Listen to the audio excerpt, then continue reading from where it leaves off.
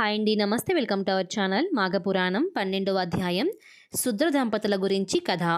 అయితే వశిష్ఠ మహర్షి దిలీపునితో మహారాజా మరి ఒక కథను వినండి అని ఈ కథ గురించి కూడా చెబుతూ ఉంటారుమాట. సుమంతుడు అనే శుద్రుడొకడు ఉండేవాడు.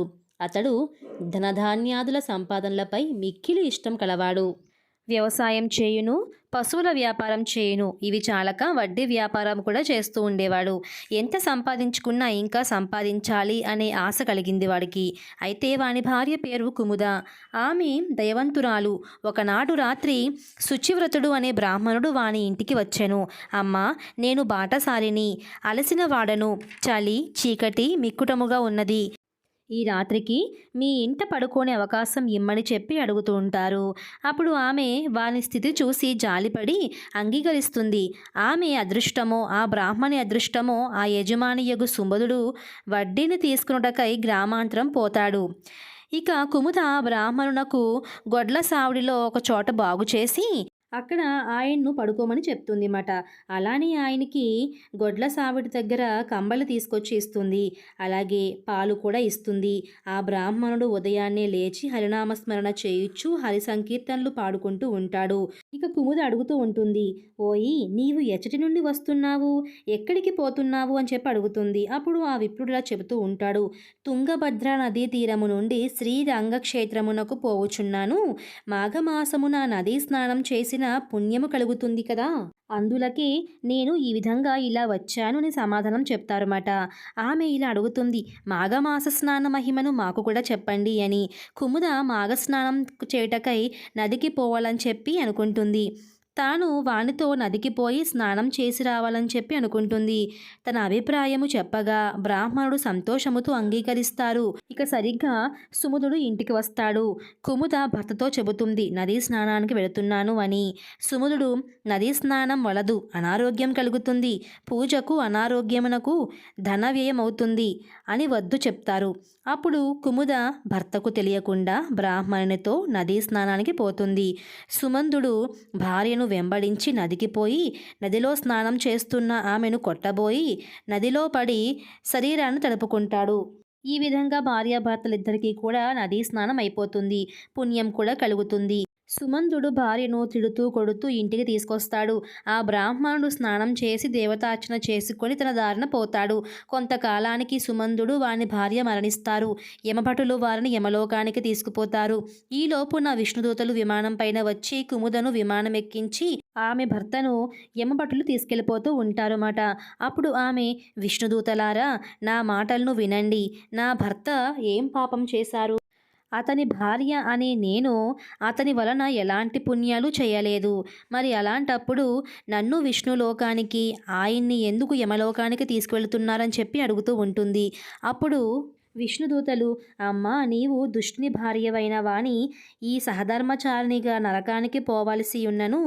నీ భర్త దుష్కార్యములతో నీకెట్టి సంబంధం లేదు. నీ భర్త చేసే చెడు పనులు నీకిష్టం కాకుండాను భయం వలన కానీ పతిభక్తి వలన కానీ నీ భర్తకు ఎదురు చెప్పలేక భయపడుతూ ఆ పనులు చేస్తూ వచ్చావు. అందువలన నీవు పాపివి కాదు.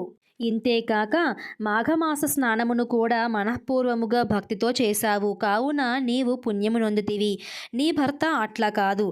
నీ భర్త దుష్కర్మలకు తగినట్టుగా యమలోకానికి పోతారు అని పలుకుతూ ఉంటారు. అప్పుడు ఆమె, నన్ను లాగుచు నా భర్తయు నీటిలో మునిగెను కదా, మా పెనుగులాటలో 3 సార్లు ఆయన కూడా నీట మునిగేలాగా చేశాను. నేను బలవంతంగా చేసినను, ఇష్టము లేక చేసినను మాఘస్నానం పుణ్యప్రదము, ఆయన కూడా పొందారు. అదేవిధంగా అలా చూసుకున్నా కూడా కోపముగా నన్ను పట్టుకొని నీటిలో ముమ్మారు మునిగి లేచిన నా భర్తకు మాఘస్నాన పుణ్యం రావాలి. నాతో పాటు ఆయనను కూడా విష్ణులోకానికి తీసుకువెళ్ళండి ఓ విష్ణుదూతలారా అని ఆవిడ అడుగుతూ ఉంటుంది. వారికి ఎలా సమాధానం చెప్పాలో తెలియక చిత్రగుప్తుడి దగ్గరికి వెళతారు. సుమందుని యొక్క పుణ్యపాపాలు పట్టికి చూస్తారు. సుమందుని పట్టికలో అన్నీ కూడా పాపములే కానీ మాఘమాసమున నదిలో స్నానం చేస్తున్న భార్యను కోపంతో కొట్టబోయి నదీ జలం పడటం వలన నీటిలో మునుగుచున్న ఆమెను పట్టుకొని తీరమునకు తీసుకుని రావటం వలన ఇష్టం లేకున్నా కూడా బలవంతంగా ఆ నదిలో మునుగటం వలన ఆయనకి కూడా మాఘమాసం యొక్క పుణ్యఫలం దక్కింది. విష్ణుదూతలు కుముద యొక్క తెలివితేటలకు ఆశ్చర్యపడ్డారు. కుముదను ఆమె భర్తను విష్ణులోకానికి తీసుకుపోతారు. రాజా, బలవంతంగా నొక్కమారు చేసిన మాఘస్నాన ఫలితము పూర్తిగా దక్కుతుంది. పూర్వం చేసిన పాపములు పోయి విష్ణులోకానికి చేరు పుణ్యము వచ్చినచో మాఘమాసమంతయు నదీ స్నానము చేసి ఇష్టదేవతార్చన చేసి మాఘపురాణమును చదువుకొని యథాశక్తిగా దానాలు చేసి ఎవరైతే ఈ విధంగా చేస్తారో వారికి పుణ్యం ఎంతుంటుందో ఒక్కసారి ఆలోచింపుము. మానవుడు తెలిసి కాని తెలియక కాని బలవంతముగా దుష్కార్యములు చేసినా కూడా పాపములు పొందుతాడు. అట్లే పై విధముగా చేసిన సత్కార్యమును పుణ్యమును ఇస్తుంది. అయితే ఈ విధంగా మాఘస్నానము చేయటం అందరికీ సులభతరం కాదు. అయినప్పటికీ తన పనులను నూరింటివైనను వదిలి మాఘమాస స్నానమును చేయవలెను. ఈ మాఘమాసమున ఒక నది అయినను స్నానము, పూజ, పురాణ శ్రవణము, దానము యథాశక్తిగా పాటించినవాడు ఈ విధంగా కుముద సుముందుల వలె విష్ణులోకానికి చేరుదురు. మాఘమాసమున ప్రయాగలో స్నానం చేసిన వారికి పునర్జన్మ ఉండదు. వానికి మోక్షం కలుగుతుంది. ప్రయాగ ఎందే కాక ఈ మాఘమాసంలో కావేరీ నది, నర్మదా, కృష్ణవేణి, తుంగభద్ర, సరస్వతి, గోకర్ణ, ప్రభాస, కోనభద్ర, గౌతమి ఇత్యాది నదుల యందు స్నానం చేసినను కూడా ఇంతటి పుణ్యమే కలుగుతుంది. మానవులందరూ మాఘమాసంలో ఎలాంటి వారైనా సరే స్నానము, పూజ, పురాణ శ్రవణం, దానం వీటన్నింటినీ లేదా కొన్నింటినైనా సరే యథాశక్తిగా చేయుటచే వారికి పాపతరుణోపాయము, మోక్షప్రాప్తి సాధనము అని శ్రీ వశిష్ఠ మహర్షి దిలీపునకు వివరిస్తూ చెప్పెను. సో ఇదండి, విన్నారు కదా మాఘమాసంలో ఈ మాఘపురాణం 12వ అధ్యాయం మాఘస్నానం గురించి.